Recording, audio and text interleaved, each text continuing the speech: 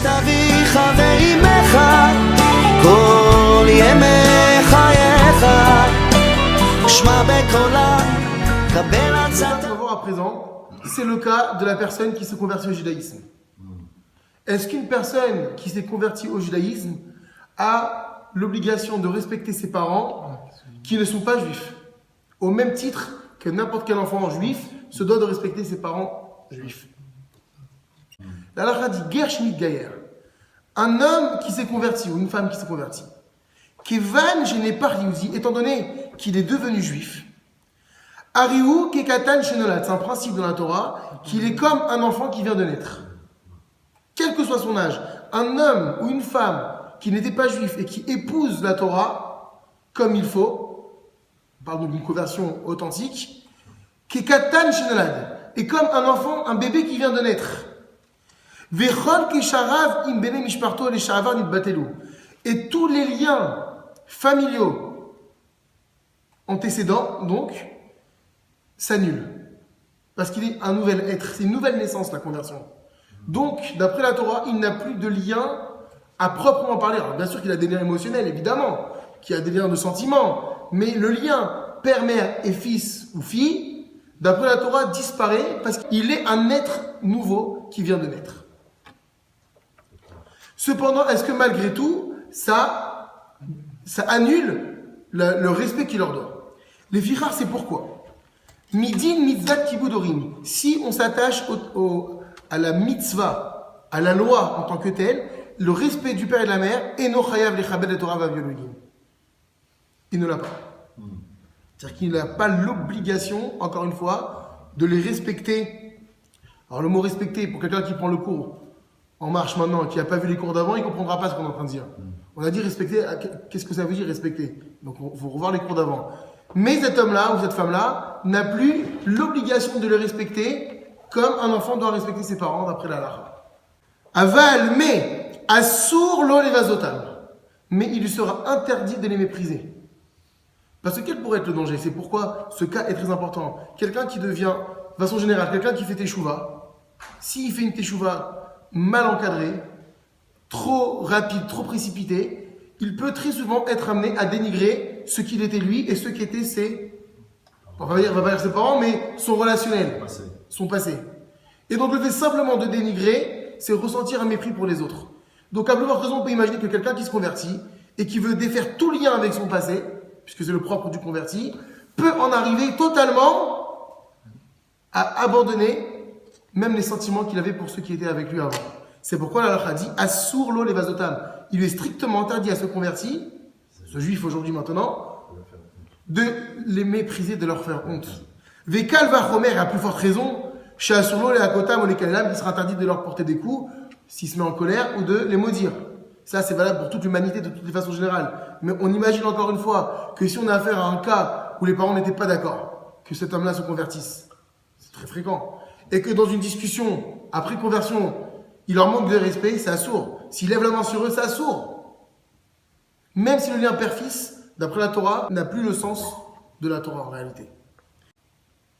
Shulchan Aruch, pardon, Chelek Yoredea, Siman Resh Mem Aleph, Halakha Tet. Ou Mitzad Amoussar, et maintenant, plus du point de vue juridique, mais du point de vue de la morale, Tsarich Ninot Ben Kavod, il doit les respecter. C'est pas il peut, Tsarich, il faut qu'il les respecte, il doit se comporter avec eux avec honneur. Kede Shelo Yichashev Kafui Tova, afin qu'il ne fasse pas preuve d'ingratitude. Pourquoi? Parce que Shari Amadidou, c'est ceux qui l'ont mis au monde. Veti Pelubo, c'est eux qui ont pris soin de lui. C'est eux qui l'ont élevé. C'est eux qui, plus très souvent, qui lui permettent d'accéder à cette conversion. Et donc, ne serait-ce que par rapport à cela, il a l'obligation de le respecter. Les fichars, c'est pourquoi, Be'et Shiucholim, au moment où, par exemple, ils tomberont malades, Allah les saïa alahem, il leur incombe l'obligation de les aider. C'est pas pour autant qu'il doit les abandonner. Donc, on a dit, s'ils ont besoin, il doit être présent. Ou le da'at kama poskim, et même d'après certains décisionnaires, c'est rapporté dans l'Ichav et Da'at. Regardez ce que disent nos chachamim. Efshar lomar, l'enfant pourra dire, s'ils sont malades à la synagogue, Mishéberach, la bracha des malades en leur faveur. Ou la harpetirata, mais après leur mort, Efshar Lomar Alem, il pourra dire Ashkava, la prière des morts, Vekadish Shatom Lilu Nishmatam. Et le Kaddish des endeuillés pour ses parents qui ne sont pas juifs. C'est ramené par le Rav Ovadia Yosef dans l'Ichri Vedat. Vav sa mère. Leitim, parfois, Yeshna Baya, il peut avoir un problème. Mitzad Echad, d'un côté, Ager Rotseli Naheg Kehot, qui l'appellera Evelogim. D'un côté, cet homme qui s'est converti veut se comporter de la meilleure façon avec ses parents biologiques. Donc, pourquoi est-ce qu'on précise biologique? Parce que d'après la Torah, ce ne sont plus ses parents. Mais ça reste ses géniteurs. Et donc, des fois, tu as une personne qui, dans la plupart du temps même, qui s'est converti et qui veut avoir le meilleur, quand même, la meilleure relation avec eux. C'est normal. On a dit c'est obligatoire. Mais d'un autre côté, le problème qu'il peut y avoir, c'est l'influence que peuvent avoir ses parents sur ses enfants à lui maintenant qui sont juifs. Et donc, du coup, Mitzat Sheni, et Norotse, il ne veut pas, chez Ilada Vigariru Achare Datam. Il ne veut pas que ses enfants soient entraînés, prendre le risque que ses enfants soient entraînés, séduits par la manière de vivre de ses parents qui ne sont pas juifs. Alors, qu'est-ce qu'on fait dans ce cas-là?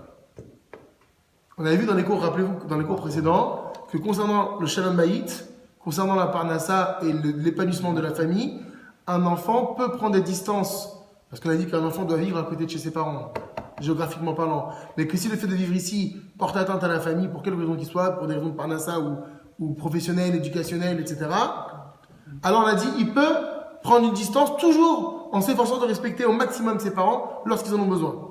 Dans ce cas-là, la halakha dit la chose suivante. C'est pourquoi les fichar, tsari hager, cette personne qui s'est convertie, limtso et kavaemtsa, il doit trouver le juste milieu. On ne lui demandera pas de se défaire de ses parents. Il doit trouver le juste milieu. Sheimaed bevikurim, ad leoto hashiur shelo yichashev kafou yitubak klapem.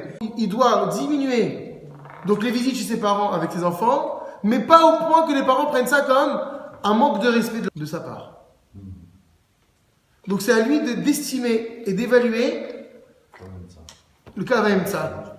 Exactement, l'équilibre, le juste milieu, jusqu'à quel point je peux rendre visite à mes parents pour préserver mes enfants de leur influence non juive, mais aussi de faire attention à ce qu'ils ne le prennent pas comme un manque de respect de ma part, parce que je dois les respecter, ne serait-ce que parce qu'ils sont mes parents génétiques.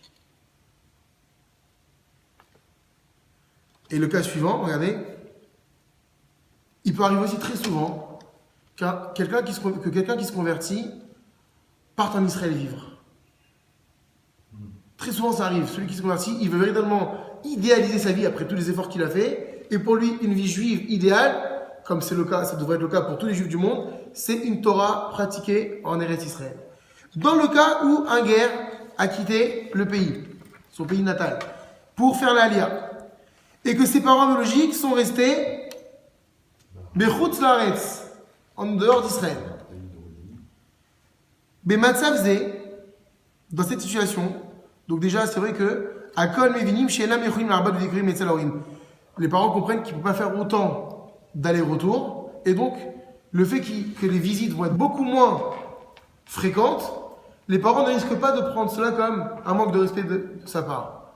Donc il n'y a pas de problème de ce point de vue-là, il peut partir en Israël, et donc du coup limiter les risques. Donc ce sera même une solution s'il pense que le fait d'amener ses enfants chez ses parents soit un danger pour leur épanouissement spirituel. Mais dans le cas où il est parti en Israël, et qu'un des parents, ou les deux parents, il va kesh lirot, l'ifnemoto nechadav, admettons qu'ils sont arrivés à un âge avancé, ils veulent voir leurs petits-enfants. Est-ce qu'il doit revenir en France et les amener? Ou il dit non, c'est trop loin, ça coûte cher, etc. Regardez la phrase qui répond, mitzad la kavod, par le kavod qu'il leur doit, imiesh biado yechet kaspit, et s'il a les moyens financiers suffisants, raouy chez Issaïat miladav. Il doit prendre l'avion avec ses enfants pour leur rendre visite. Il doit quitter Israël avec ses enfants pour aller leur rendre visite et revenir. Pourquoi on demande sa présence? Pour qu'il y ait quand même cette surveillance de la part du père. Donc on n'imagine pas que les parents veulent faire du prosélytisme vis-à-vis, si on peut dire ainsi, des petits-enfants, mais le risque est grand. Et donc on demandera qu'ils se donnent les moyens nécessaires pour pouvoir partir avec ses enfants, pour que ses parents voient leurs petits-enfants. C'est rapporté dans le Higirot Moshe, de Rabbi Moshe Feinstein, Yoredea Chelek Bet. Kouf Lamed.